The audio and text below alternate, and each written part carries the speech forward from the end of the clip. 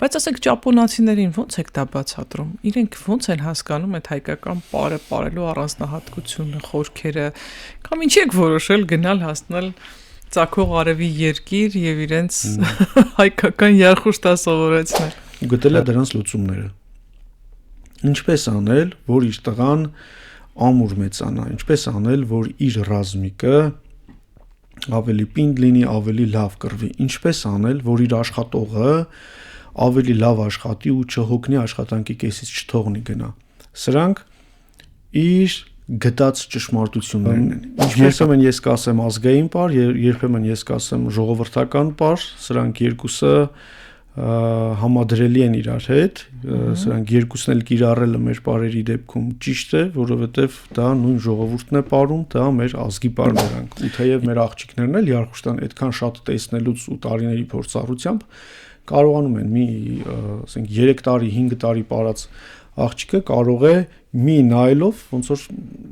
կրկնօրինակ էլ Երխուշտան, բայց սովորեցնելու պարագայում ինքը այլ է։ Հա, այսինքն իրենք գիտեն պարը, բայց սովորեցնելու դեպքում արդեն տղամարդիկ գնում են ոնց որ վերջնական ոգին տեղն են դնում։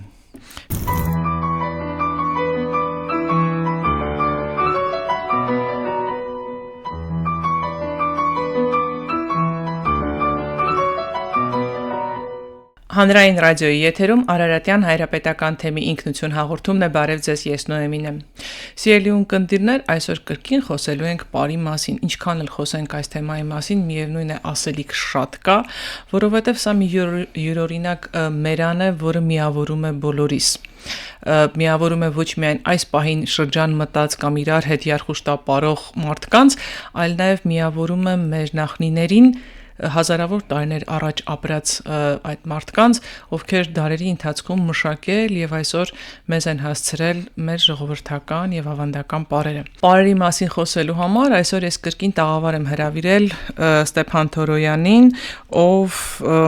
մենք կրթամշակութային հասարակական կազմակերպության գործադիր տնօրենն է։ Բարև ձեզ։ Բարև ձեզ, Նոյեմ ջան։ Շնորհակալություն Ստեփան, որ կրկին մեզ հյուրեք, մեր նախորդ զրույցն էլ բավական հետաքրքիր արձագանքներ գտավ, բայց սա չեմ ուզում դառնա նախորդ հարցազրույցի շարունակություն, որովհետև շատ հետաքրքիր ու հավես նախագծեր եք սկսել մեր զրույցից հետո, որոնց անպայման ուզում եմ անդրադառնալ։ Բայց ուզում եմ սկսել զրույցը նրանից, թե ինչպես ամփոփեցիք 2025 թվականը, որովհետև դեկտեմբերին մի հետաքրքիր ու յուրօրինակ հաշվետվություն համերգ ունեցաք։ Շնորհակալ եմ Նոյեմ ջան։ Տեսեք, մենք ամեն տարի հաշվետվություն ենք տալիս հասարակությանը համերգի ձևաչափով, թե ինչ ենք արել այդ տարվա ընթացքում։ Ստացվում է, որ մենք մշակութային ինչ-որ նախաձեռնություն ենք ստանձնել, որ պետք է անենք, եւ այդ նախաձեռնության համար մեր հասարակությանը հաշվետվություն ենք ներկայացնում։ Մենք այս տարի համերգին ներկայացել ենք մեր բոլոր խմբերով, մի մասը առկա, մի մասը հեռակա ձևաչափով։ Մենք այս պահին ունեինք 9, հիմա ունենք 8 խումբ, 8 մասնաճյուղ ունենք գործող, եւ այս խմբերը հեշտով ելույթ ունեցան եւ ներկայացան։ Ինչու եմ ասում հեռակա ձևաչափով, որովհետև համագործակցություն ունենք նաև Ճապոնիայի ազգային պարերի ժողովրդական պարերի ազգային ֆեդերացիայի հետ եւ Տոկիոյում եւ Կյոտոյում ունենք 2 պարուսույց, ովքեր զբաղվում են հայկական մշակույթի, հայկական պարերի տարածմամբ։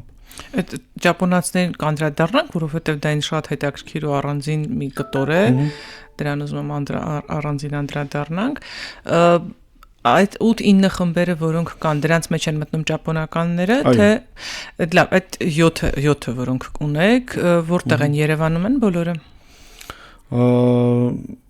Ոչ, ունենք 2 խումբ Սառնախբյուր եւ Նորաշեն գյուղերում, մեկը Շիրակի մարզում է, մեկը Արագածոտնի մարզում է,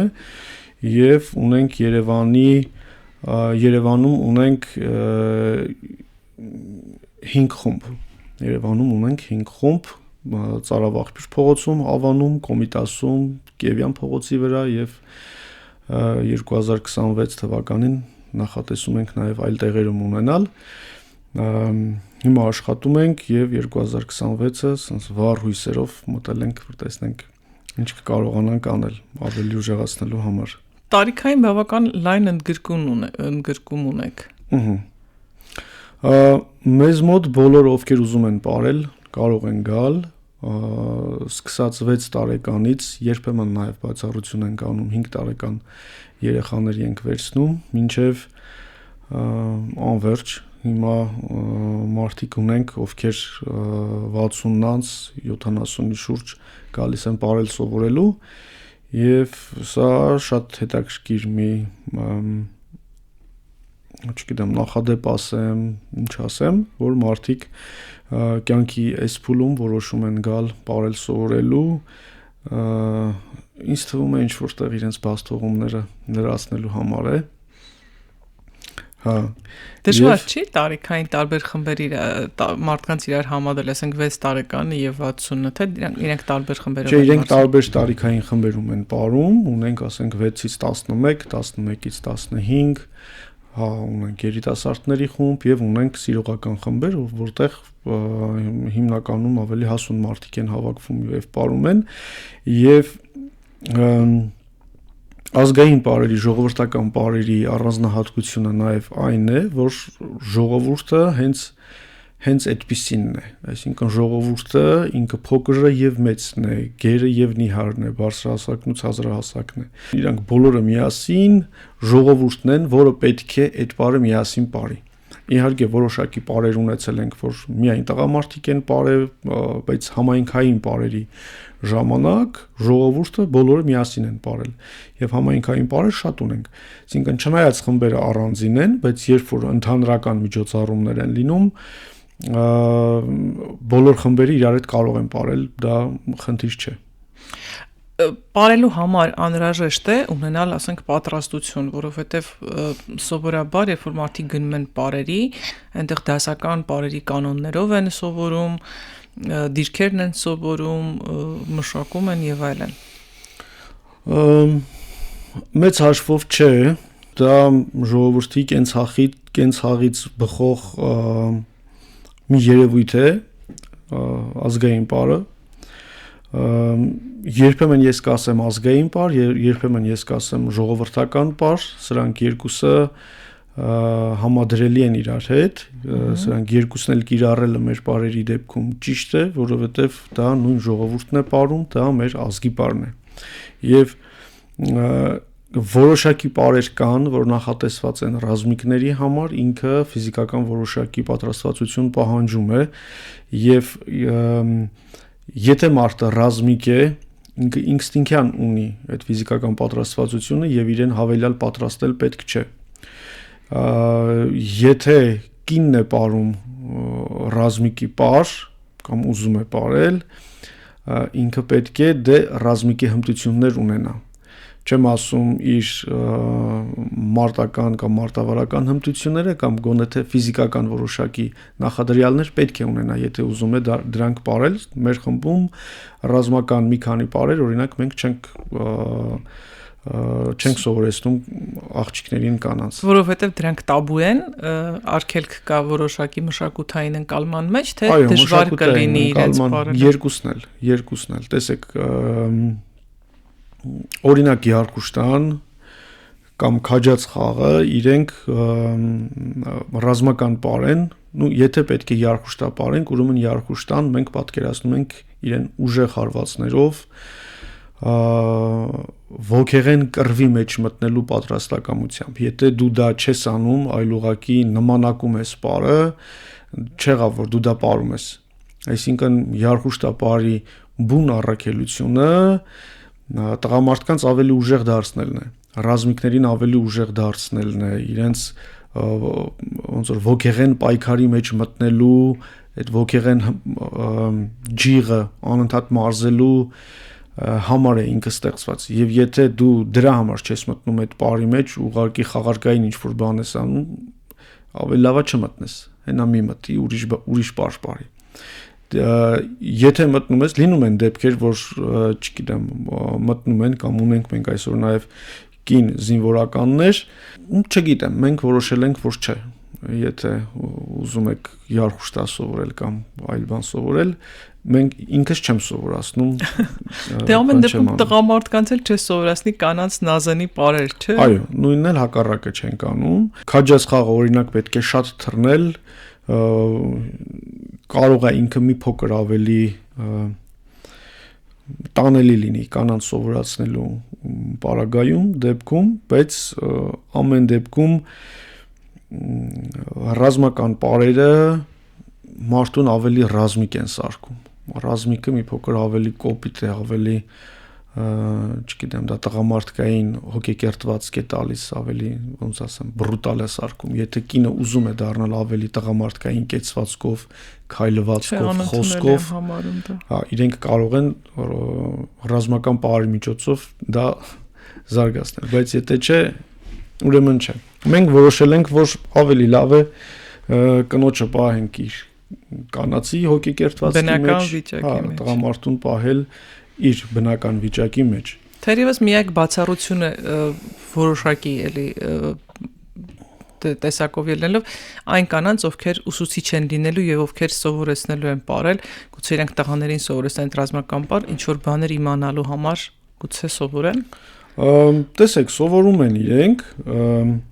բայց դե նույնը չի լինում փոխանցելը։ Այսինքն ամեն դեպքում, երբ որ մենք ունենք կին պարուսույցներ, աղջիկ պարուսույցներ էլ ունենք, ովքեր ազգային պարեր են սովորեցնում, ռազմական պարերը նախընտրելի է, որ տղամարդը սովորեցնի։ Հա, իրենք կանչում են տղամարդկանց, խնդրում օգնել այդ։ Նույնն էլ ինքս, ասենք, կանացի պարերը չեմ սովորեցնում, թեև ինքս գիտեմ դրանք, ու թեև մեր աղջիկներն էլ Յարխուշտան այդքան շատ տեսնելուց ու տարիների փորձառությամբ կարողանում են մի, ասենք, 3 տարի, 5 տարի պարած աղջիկը կարող է մի նայելով ոնց որ կրկնօրինակ էլ Յարխուշտան, բայց սովորեցնելու պարագայում ինքը այլ է։ Հա, այսինքն իրենք գիտեն պարը, բայց սովորեցնելու դեպքում արդեն տղամարդիկ գնում են ոնց որ վերջնական ոգին տեղն են դնում։ Շատ ունենք տես տարբեր պարեր, որոնք առանձնացված են տղամարդկանց համար եւ առանձնացված են կանանց համար։ Հիմա չէ, որովհետեւ մարդկանց կենցաղը շատ է փոխվել եւ այն պարերը, որոնք մենք հիմա պարում ենք, ժամանակին դրանք կենցաղի մաս են եղել եւ կենցաղում դա պարել են տղամարդիկ։ Ենթադրենք քոչարիները իրենց բոլոր դրսևորումներով իրենք տղամարդկային պարեր են, տղամարդկանց պարեր են, բայց հիմա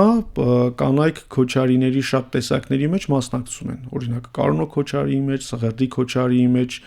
Ալաշկերտի քոչարիի մեջ, տարբերակի մեջ չեն պարում, նույնը մնացած պարերը, այսինքն մենք հիմա որ դա մեր ազգային պարերը պարում ենք, դրանք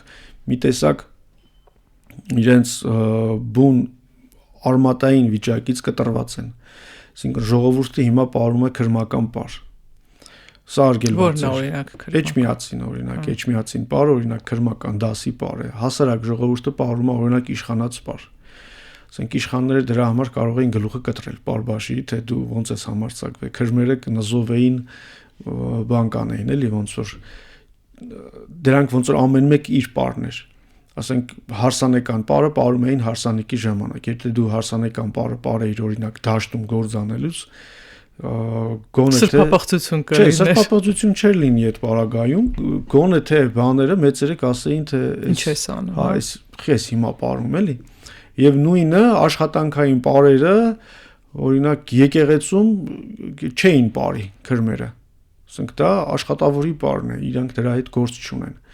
Եկեղեցում քրմերը ընդհանրապես չէին պարում, դու եկեղեցին ու քրմական այդ մշակույթը այո,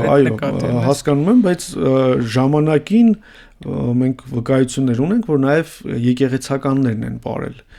Այդ պար ասվածը ինքը շատ ակտիվ չպետք է բան անել, ոնց որ սակրալ ծեսերը, սրբազան ծեսերը, ինչպիսին է պատարակը մատուցելուց, իրենք նաև օգտագործում են դրա հետ, չէ՞ որ երգ։ Ինքն հոգևոր երգեր կան, որով իրենք սրբազան ծեսը, այ չեն կարող չլինել ծեսի մեջ երաշտական, ժամանակին եղել են նաև պարային փոքր բաներ, որը բակում կամ դրսում են բակում կամ բան անելում, հա, ասենք հորիզոնի կողմերը օրինակ օրնելուց հարավային կողմն աշխարհի, հյուսիսային կողմն աշխարհի ամեն անգամ իրանք որոշակի շարժումներով թեքվել են աջ, ձախ, հյուսիս հարավ արևելք արևմուտք ու սա ոնց որ թե համարվում է պար։ Բայց այդտեղ մի քիչ համաձայնություն ունեմ, օրինակ կան տեսություններ, տեսակետներ, վերլուծություններ, որ պատարագը թատերական ներկայացման նման մի բան է, այդտենց շատ գործնականի եւ բերում ես դաշտ, մի քիչ բովանդակությունն ու նպատակն է փոխվում,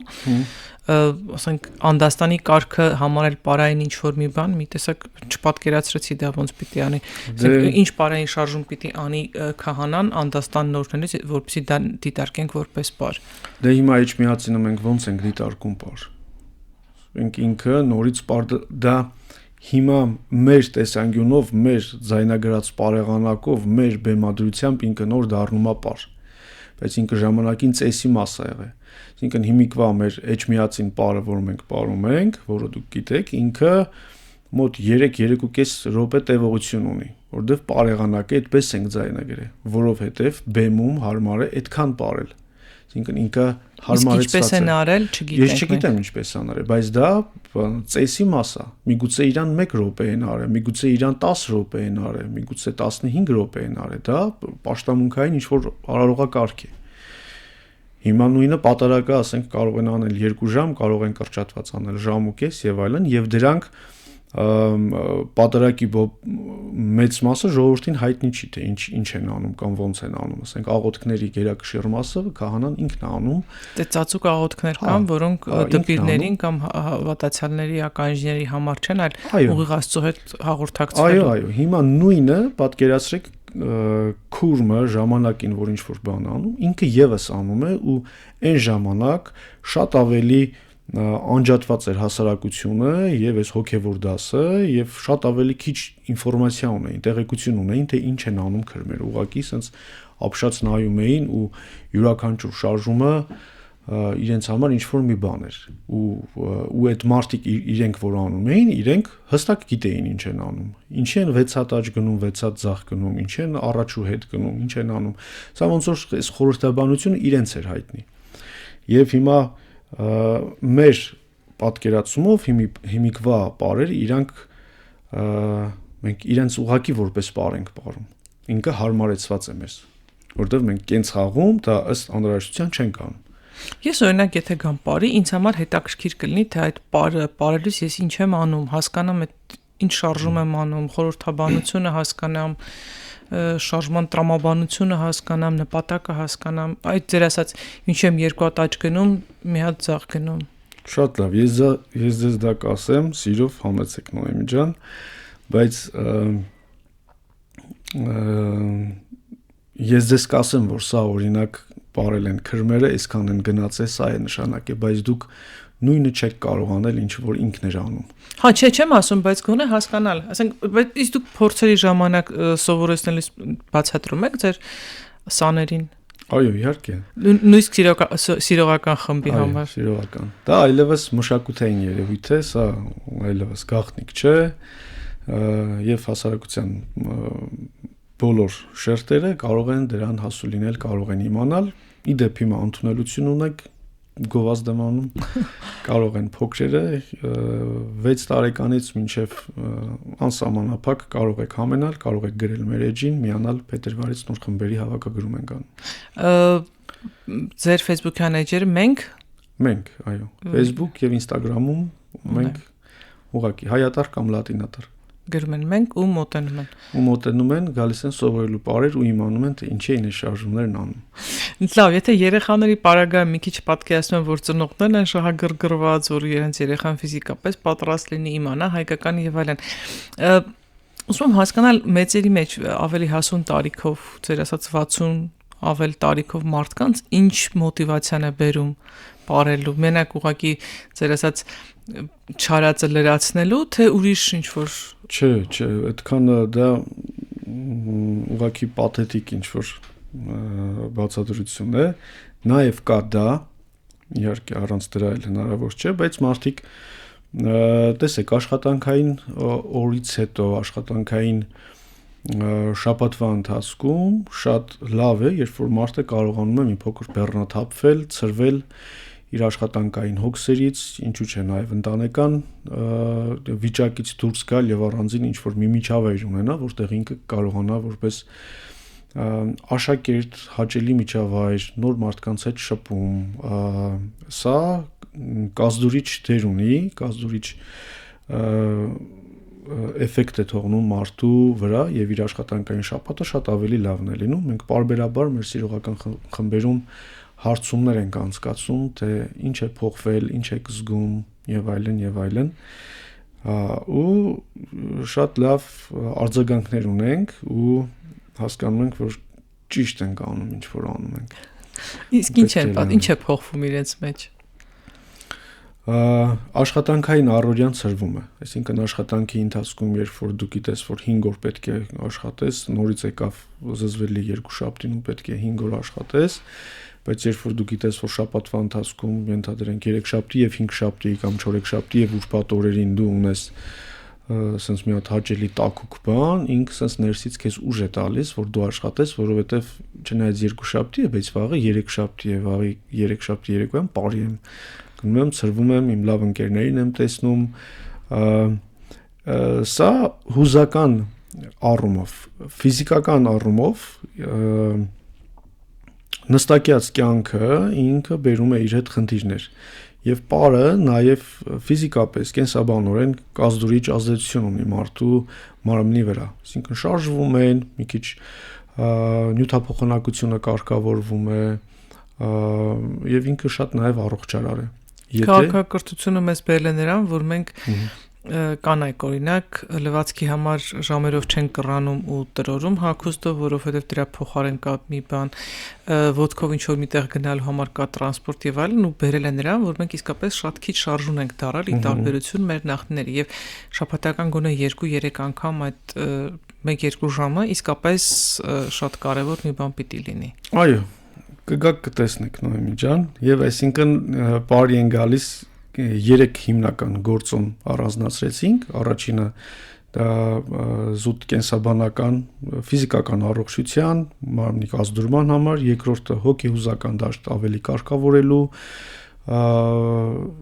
բեռնվածությունը, սթրեսները թուլացնելու, ցրելու համար են եւ երրորդը այն գիտակցությունը, որ սա ազգային մշակույթ է եւ դու չգիտես եւ դու պետք է գնաս սովորես, որովհետեւ սա քոնն է, սա քո մշակույթն է։ Եվ այս տեմպերով մենք մի օր կհասնենք, որ մեր մեծ հարսանիքների կամ միջոցառումների ժամանակ ոչ հայկական այդ շարժումային քաոսը մի օր կվերանա։ Չգիտեմ, իմ լավագույն երազներում դա միգուցե ես տեսնեմ, բայց մի քիչ շատ դժվար է, որովհետեւ այսօրվա կենցաղը այնպիսին է, որ աշխարհը շատ է շփվում, մարդիկ շատ են շփվում իրար հետ եւ Ամերիկայում դու կարող ես լինել 12 ժամ հետո ֆիզիկապես, իսկ ամերիկյան մշակույթին դու կարող ես ծանոթանալ, ասենք, մի վայրկյանում համացանցի միջոցով եւ այդ պարագայում ես չգիտեմ արդյոք հնարավոր է եւ նույնիսկ արդյոք ճիշտ է որ մենք միայն հայկական պարեր պարենք եւ միայն ազգային բաներ անենք այն որ ինքը պետք է լինի դոմինանտ դա միանշանակ բայց ամբողջապես դրա մեջ լինելը ես չգիտեմ արդյոք ինչի կբերի դեռևս չենք ասեմ ձեզ որ մենք մեր այսպես ասած օազիսում այսինքն մենք մեր ընկերներով մեր հարսանիքներին բաներին ազգայինը պարում ենք ասենք 50-60 ազգային 40 կամ 50 այլ պարեր մեր պարածը իհարկե ավելի ազդեցիկ ավելի գերակշիռ է լինում բայց մեր հարազատները չգիտեն բոլորը պարել միգուցե հաջորդ սերունդի մեր երեխաների հարսանիքներին արդեն մենք քանի որ պարել գիտենք ավելի կշիռը մեծ լինի, ասենք 80% լինի ազգայինը, 20% լինի այլ ինչ-որ բաներ, բայց ոնց որ ես կարծում եմ չպետք է լինի այնպես, որ մենք մի սերունդ պետք է մատաղ անենք, օրինակ իմ մորքուրները, հարևանները, իմ համագյուղացիները պետք է գան հարսանիք, իրենք ոչ մի բան չանեն, մենք մենակ ազգային պարենք։ Իրենք էլ նայեն հանդիսատես լեն եւ ոչ թե մասնակից, դա էլ մի բան չի։ Հա, որովհետեւ ամբողջ այս ազգային մշակույթը մասնակցային լինելու մասին է Այսինքն որ դու չես նայում, դու շոու չես անում, չես բերում ինչ-որ խմբեր, որ 4 սիրուն աղջիկ ձեռքերը աճուցախ են անում, ժողովուրդն է նայում ծափա տալիս։ Տենց չի, դա մասնակցային է։ Այսինքն այդ բարերը բոլորն են բարե ու դրա միջոցով են իրենք ստացել կամ տվել իրենց դրական հույզերը, իրենց օրհնությունները, չգիտեմ ոնց է հարսանիքի ժամանակ քահանան ասում բերեք աղոթենք բոլորս զույգի համար, նույնը այդ պարը ոնց որ իրենց դրական հույզերով, իրենց ոնց որ լավ խնջույքին մասնակցելով իրենք ամրացնում են այդ նոր ստեղծվող ընտանիքի հիմքը, որտեվ այդքան մարդ տեսնում է, փաստում է, վկայում է, որ եղել է հոգևոր օրհնություն, ստեղծվել է ընտանիք եւ այդ մարդկանց համար էլ հետո արդեն բաժանվել ավելի դժվար կլինի, որովհետև 300 հոգի վկայել են, որ այո, sense բան է տեղի ունեցել։ Ստեփան, անկախ մեր իմանալու չիմանալու մակարդակից, որովհետև իրականում մենք հիմա մի փուլում ենք, երբ որ նորովի պիտի ճանաչենք մեր մշակույթը, արժեքները, նորովի հասկանանք դրանց խորքերը, իմաստները։ Այս կամ այն չափով կարող ենք հասկանալ երբեմն անգամ ենթագիտակցորեն դա զգալով։ Բայց ասենք ճապոնացիներին ո՞նց եք դա բացատրում։ Իրենք ո՞նց են հասկանում այդ հայկական պարելու առանձնահատկությունը, խորքերը, կամ ինչի եք որոշել գնալ հասնել ծագող արևի երկիր եւ իրենց հայկական երխուշտա սովորեցնել։ Տեսեք, յուրաքանչյուր ազգ իր գոյությունը պահպանելու համար ինչ որ միջոցներ է գծել, ինչ որ սահմաններ ունի, ինչ որ սահմանումներ ունի, սա իր գծած ճշմարտություններն են։ Ու դրանք համապատասխանում են հիմնականում լավագույնս համապատասխանում են տվյալ միջավայրին։ Այսինքն հայկական լեռնաշխարհում ապրող մարդը, հայ մարդը տարիների ընթացքում, եթե այդ հայ կերպարը սահմանենք, որ ինքը 5000 տարեկան է, կամ 7000 կամ չգիտեմ ինչքան է, ինքը այս դարերի հազարամյակների ընթացքում ինչ որ բաներ է փորձել ու գտել է դրանց լուծումները։ Ինչպես անել, որ իր տղան ամուր մեծանա, ինչպես անել, որ իր ռազմիկը ավելի պինդ լինի, ավելի լավ կռվի, ինչպես անել, որ իր աշխատողը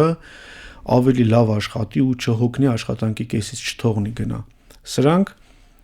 իր գտած ճշմարտություններն են։ Ինչպես անել, որ հասարակությունը շատ չաշխատի ու ոնց ասեմ, չբեռնավորվի, sense շատ ծանր մտքերով, շատ բաներով, սթրեսներով։ Եվ այս գտած ճշմարտությունները այս ժողովրդին պահում են ավելի կենսունակ։ Ոնց անել, եթե չգիտեմ, երաշտ է եղել եւ դաշտերը բերք չկա, ինչպես անել, երբ որ մարդ է մահանում շատ հարազատ, շատ սիրելի հարազատ մարդ է մահանում, ինչպես տանել այդ ցավը։ Այս ցավը տանելու լուծումներ է ինքը մշակել դարերի, հազարամյակների ընթացքում։ Հիմա սրանք լուծումներ են։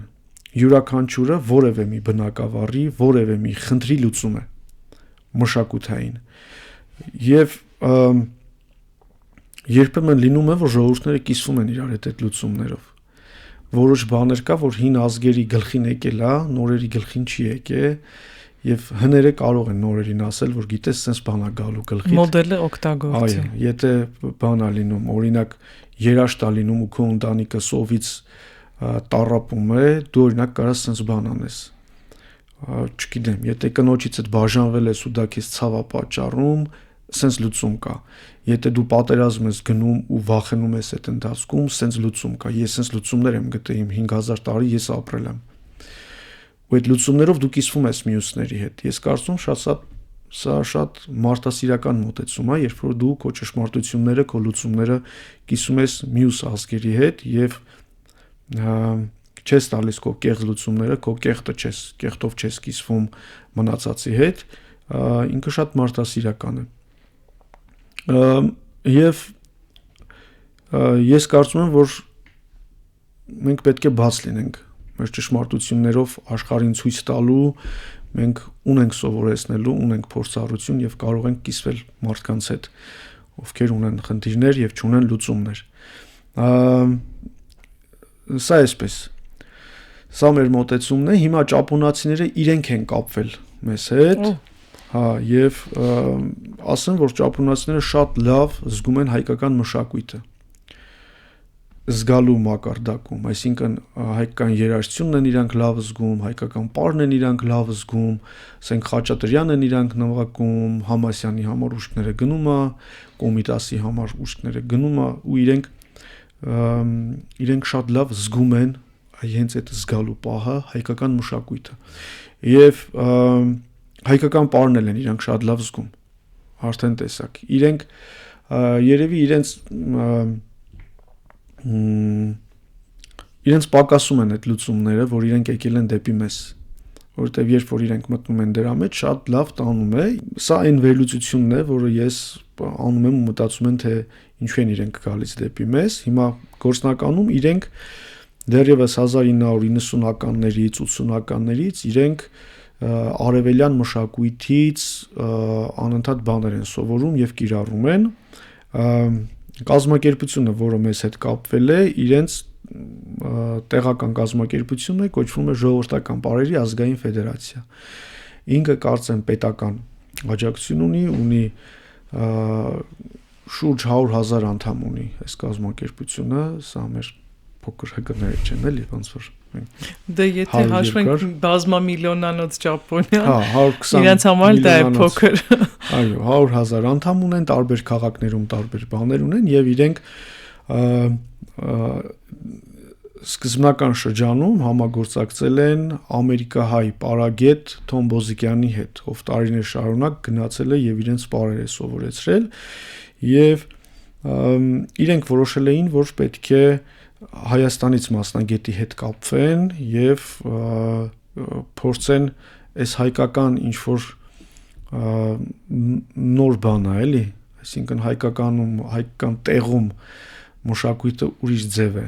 զարգանում ապրում, ինքը ուրիշ երանգներ է ստանում, քան թե արտասահմանում եւ դա շատ բնական է, ոնց որ այս մշակույթը մեր էնդեմիկ մշակույթն է, ինքը տեղում շատ ավելի լավ է աշխատում։ Եվ իրենք կապվեցին մեզ հետ, որ ուզում են մեզ հետ աշխատել,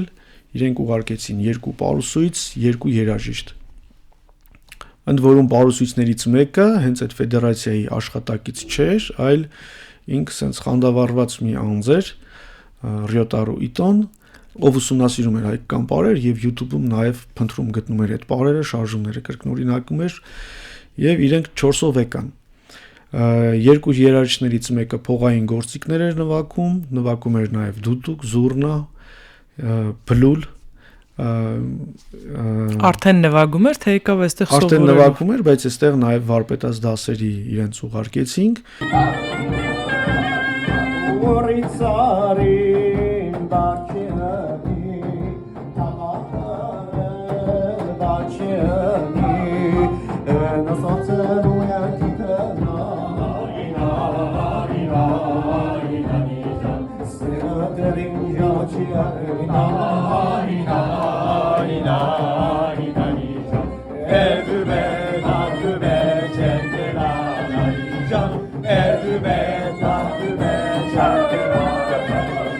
Դա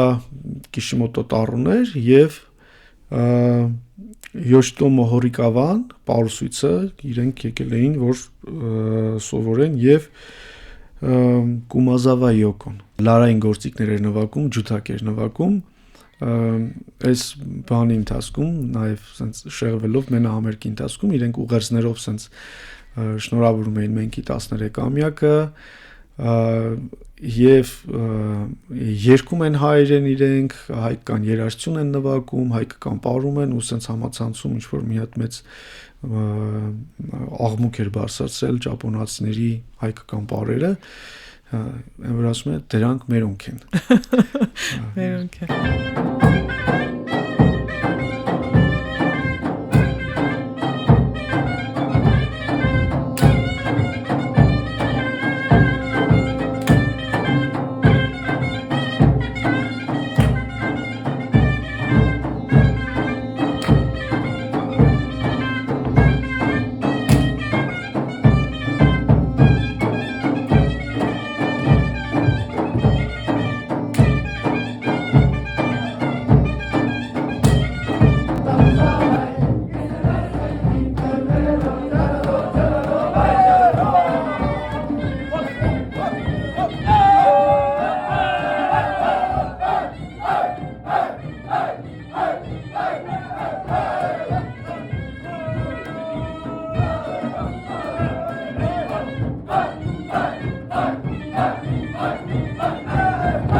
Ով ձեզ օգնեց ճապոնացիների հետ կապում։ Եթե չեմ սխալվում, Ճապոնիայում Հայաստանի դեսպանը արտակարգ եւ լիազոր դեսպանը Արեգ Հովանեսյանը ինքն էր մեզ հետ կապի մեջ, ինքը նաեւ շատ օգնեց, որ այդ մարդիկ կան հասնեն Հայաստան եւ մենք երկու շաբաթ իրենց հետ աշխատել ենք, երկու շաբաթ ամեն օր ազգային պարի դասեր ենք արել, իրենք 3-ական դաս վարպետաց դասեր են ստացել հարվածային գործիքներից եւ փողային գործիքներից, պատտվել են Հայաստանում, Երևանում, Գյումրիում, Իջևանում, եղել են մեր տանը Արևիկում։ Ծուխ, ծուխ, ծուխ, ծուխ, ծուխ, ծուխ։ Փորձել ենք ոնց որ մենք հայկական մշակույթի հետ նաեւ ամբողջական հայկականության էությունը ցույց տալ այնքանով ինչքանով հնարավոր է դա երկու շաբաթվա ընթացքում եւ հայկական երաժշտությանը ծանոթացնել ճանապարհի երկար ճանապարհորդությունների ընթացքում հայկական խոհանոցին ծանոթացնել, այսինքն հնարավորության դեպքում տարբեր ուտեստներ ենք առաջարկել, որ իրենք փորձեն հասկանան Հայաստանի համային գամման ինչպիսին է։ Իսկ իրենք համեմատություններ կարողանում են անել, օրինակ այս շարժումը կամ այս համը կամ այս ձայնը շատ նման է, մեզ մոտ էլ կա, մենք էլ ունենք։ Չեմ հանդիպել, չէ։ Որտեղ օրինակ Կաքավիկը իրենց երգը Կոմիտասի մշակած, իրենց լադային համակարգով շատ նման է կան ճապոնական, չինական երգեր, որոնք շատ նման են, կարծես մեր Կաքավիկը երգելիս լինեն, նման հետաքրքիր բան, բայց ասենք դրանից զատ ուզում եմ հասկանալ, օրինակ նույն մեր ռազմական պարերը պարելուց ամենաշատ հայտնին այդ տեսահոլովակը տարածվեց, ինչպես են ճապոնացիները երխուշտան պարում, ասենք իրենք ասեն օրինակ մեր սամուրայները այսպես են արել կամ այս մի բանը նման է մեր մի բանին։ Ինձ թվում է ոգու առումով ենք նման որովհետև ճապոնացիներն էլ շատ հպարտ եւ ռազմիկ ժողովուրդ են, իրենց 100-ամյա պատմության ընթացքում իրենք միշտ այդ կռիվների պատերազմների մեջ են եղել եւ այդ հիմիկվա մեծ քաղաքներում, մեգապոլիսներում իհարկե այլ է վիճակը, բայց ինքս Ճապոնիայում չեմ եղել, բայց այն մարդկանց հետ ովքեր ճապոնագետներ են կամ այնտեղ շատ են եղել, ասում են, որ ովքեր ճապոնագետներ են եւ այնտեղ շատ են եղել, իրենք ասում են, որ Ճապոնիայի այս լեռնային շրջաններում, այս քաղաքներից դուրս ժողովուրդը այդ sense մի քիչ բնությանը դեռ մոտ է մնացել, բնությանը մոտ այս բռի վիճակները ունի ու Երխուշտան ոնց որ իրենց բանին ներքի ռիթմերին հավաքում, ներքին բանում կա իրանց էլի, ոնց որ Երխուշտան կա իրանց մեջ ինչ որ մի ձևաչափով, եւ դրա համար երբ որ իրանք ապարում են, ասում են հա էլի, էսի սա մի ուրիշ բան է, սա կարելի է անել։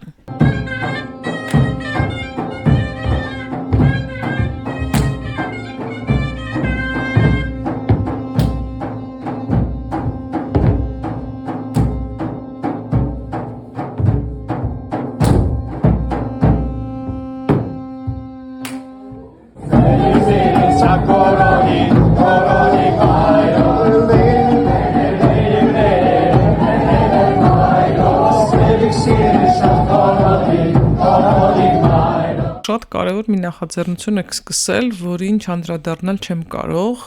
թերևս դա էր պատճառը, որ այսօր ուզեցի, որ դուք գաք տաղավար, դուք սկսել եք դասախոսություններ անել, բայց ոչ թե դրանք դասախոսություններ են, այլ պարախոսություններ։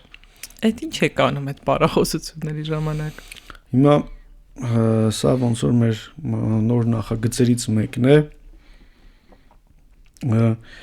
ազգային պարը տարածելու ճանապարհին մենք սենց անընդհատ փորձում ենք ինչ-որ նոր գործիքներ, նոր միջոցներ գտնել, որ հայկական պարը հայ ժողովրդի մեջ լիարժեք լինի եւ պարուսուցումները մի տարբերակն են, երբ որ գնում ենք մարզեր, դպրոցներ, հանրային բաց միջոցառումներ ենք անում եւ այլն, եւ հիմա սկսել ենք ավելի գիտական կամ կիսագիտական sense ինչ որ մոտեցմամբ հանդես գալ նաև նախագիծը կոչվում է պարախոսություն եւ յուրաքանչյուր միջոցառման ընթացքում վերցնում ենք մեկ կոնկրետ պար որի մասին տեղեկություն ենք ներկայացնում, տեսասահիկով ցույց ենք տալիս գրառման աղբյուրները, ինչ տեղեկություններ ունենք եւ այլն, հետո քայլերն ենք առանձին մանրամասն ուսումնասիրում, հետո սկսում ենք ապրել, հետո նոր անցնում ենք մնացած ապրերին։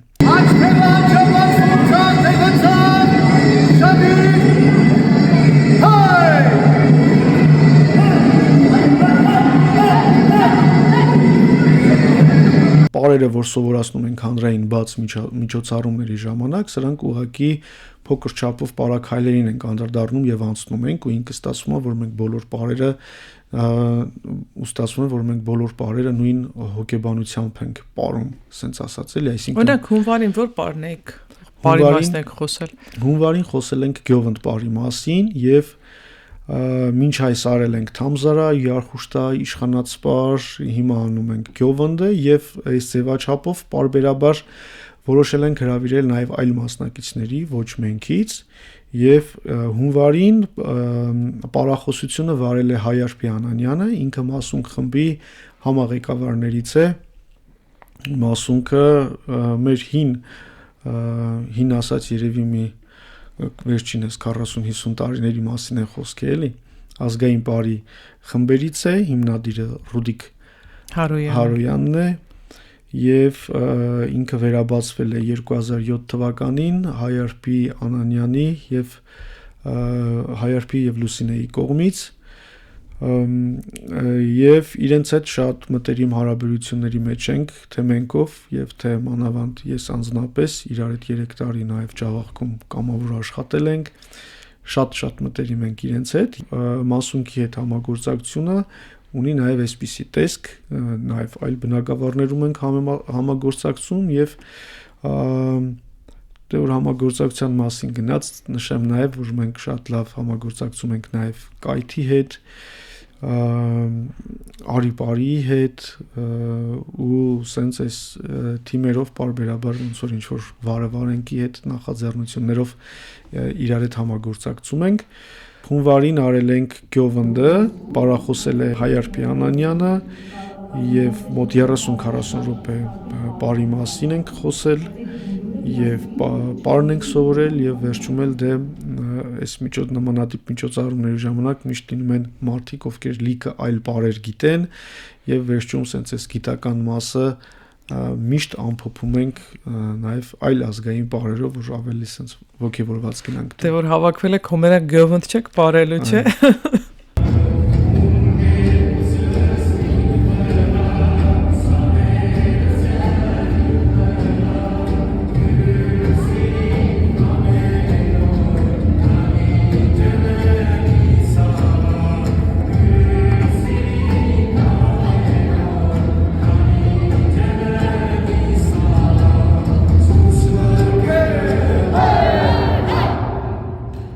Համագործակցությունները շատ հավես, որովհետև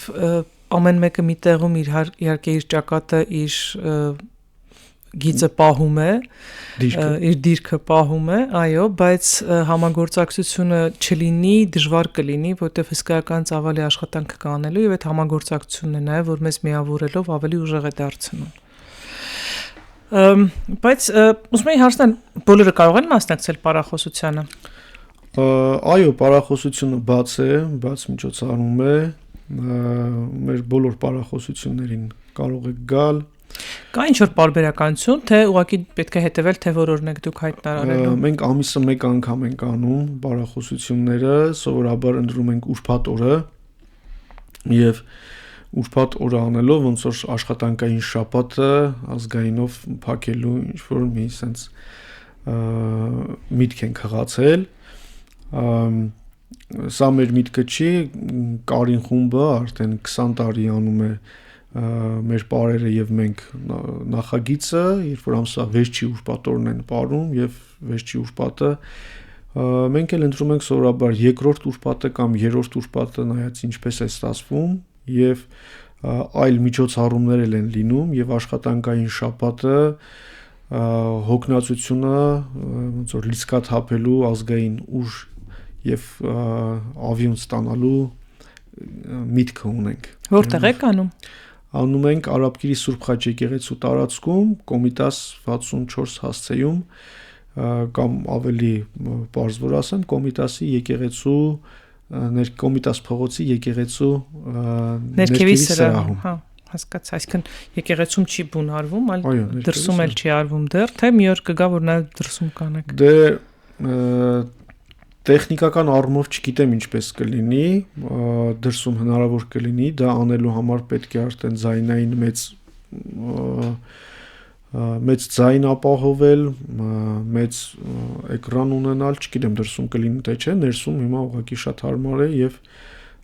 երբ որ տեսնենք էլ ներսում տեղ չեն գանում, արդեն 500-ի ենք հասնում մասնակիցներով կամ 1000-ի, նոր կորոշենք ինչպես անել։ Ստեփան, կան մարտահրավերներ, որոնք ձեր առաջ ծառացած են եւ որոնք լուծման կարիք ունեն։ Հրատապ ինչ որ խնդիրներ չունենք, բայց ունենք մեր մշտական խնդիրները, մեր մշտական մարտահրավերները եւ 2026-ին, ինչպես ասեցի, մեծ սպասումով ենք, որովհետեւ նպատակ ունենք Շիրակի մարզում գոնե թե եւս 4 խումբ բացել տարբեր համայնքներում եւ այնտեղ հիմա ակտիվ մենք պարուսույցների վերապատրաստումներ ենք անում եւ Երևանում ենք անում պարուսույցների վերապատրաստումներ եւ յուրաքանչյուր պարուսույցը կարող է 3, 4, 5 մենք առավելագույնը հաշվել ենք մինչեւ 9 խումբ կարող է վարել Եթե ամբողջությամբ զբաղվի միայն դրանով Այո, միայն դրանով պետք է զբաղվի մինչև 9 խումբ դա մի քիչ շատ կլինի, բայց 3, 4, 5 մինչև ծանրաբեռնվածությունը կարելի է պահել շաբաթվա ընթացքում։ Իսկ համայնքները գոնե կարողանում են ուսուցչի վարձատրության հարցն իրենց ուսերին վերցնել։ Չէ, սա ուղղակի ծնողների ուսերին է մնում, այսինքն բացում ենք տեղում խումբ, համայնքը կարող է աջակցել տարածք տրամադրելով մշակույթի տանը ինչ որ սենյակ տրամադրելով եւ այլն, այսպիսի աջակցություն կարող ենք ունենալ եւ Շիրակում կոնկրետ որտեղ որ մենք համագործակցում ենք համայնքը օգնում է եւ ունենք այնտեղ շատ լավ աջակցող մարդիկ եւ ունենք մեր մարզային պատասխանատուն Լուկաշին Հայրապետյանը, ով այնտեղ համակարգում է աշխատանքները եւ 26-ին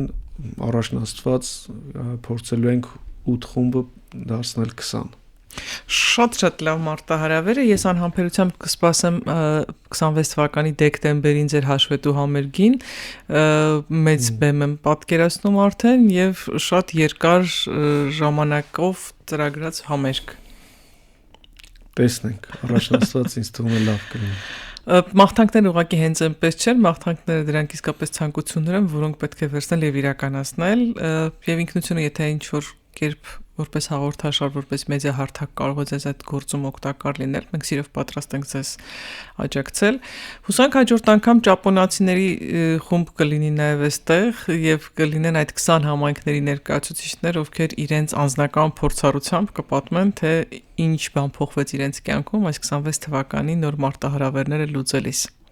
Շնորհակալ եմ։ Ես եմ շատ շնորհակալ, ես իմ ունկնդիրներին եւ ակնդիրներին հիշեցնեմ, որ այսօր տաղավարում ես շատ սիրով զրուցում եմ Ստեփան Թորոյանի հետ, ով մենք կրթամշակութային հասարակական կազմակերպության գործադիր տնօրենն է, թեև խոսում ենք իրենց անելիքների արածների մասին ավելի շատ, բայց ինչպես տեսնում եք, բարի մասին խոսելիս չենք կարող հենց բարի մասին չխոսել։ Եվ մեր այսօրվա զրույցն էլ ձեզ համար ունեցավ ինչ որ նոր բան սովորելու առիթ։ Շնորհակալություն ձեզ, ինքնությունը եթերում կլինի հաջորդ շաբաթ։